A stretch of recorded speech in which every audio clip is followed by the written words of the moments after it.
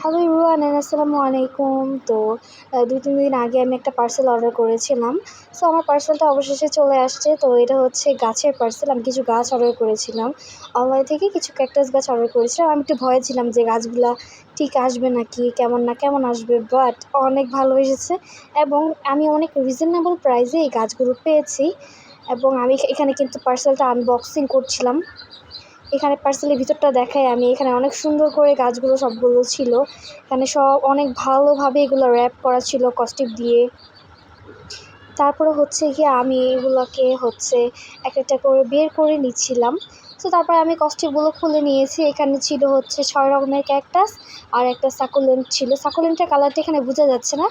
পরে ঠিক হয়ে গেছে কালারটা, আমি দেখাবো পরে। আর এখানে এই যে ক্যাকটাসটার মাথায় একটা ফুল ছিল।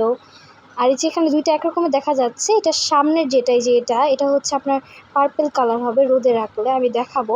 আর এই যে এটা সামনেরটা, এটা ময়লা লাগছে। এগুলো সবগুলো